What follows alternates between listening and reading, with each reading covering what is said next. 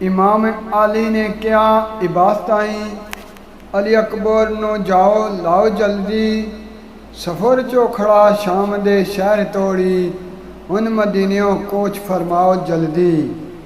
वेख गाजी शबीर दे बच्चियां नो दौड़ो कोई शाह नो बुलाओ जल्दी। अलमदार कलंदर सद मार रो पे या हुसैन सैयद तुसी आओ जल्दी।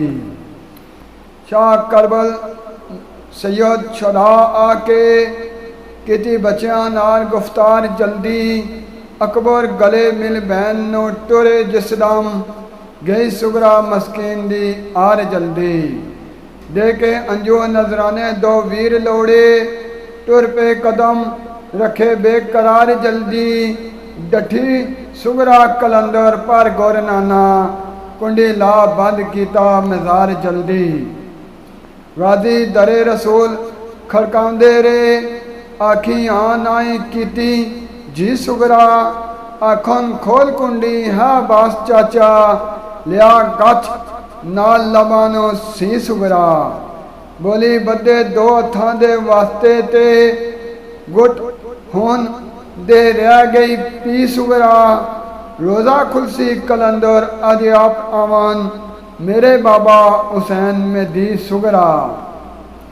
दरे मुस्तफा रोके हुसैन आखन हाँ मजलूम मजलूम दा बापा मैं तू पर दोतरी नूरे मुहम्मदी दी तेरे दादे दे कदमां दी चापा मैं।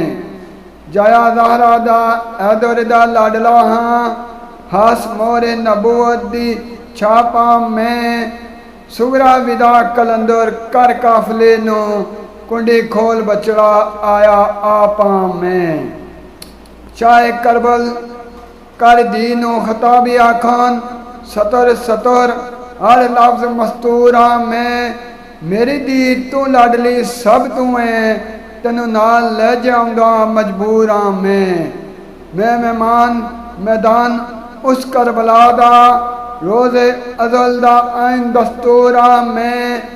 लै दी तेरा कलंदर उन रब राखा दूर मेरे तू तेरे थी दूरा मैं। आखे कुफियां दे आखन शाम जासन ऐ बास लिख लै सारे नाम सैयद मेरी दी सुगरा जड़ी ज़हरा रसी कोल बस खैरुल अनाम सैयद। गोर नाने दी सुगरा दियां जारियां नो जा मदीनियों टुरे तमाम सैयद। बतौर तन कलंदर कुर्बान करने आके करबला कीता कयाम सैयद आके करबला कीता कयाम सैयद।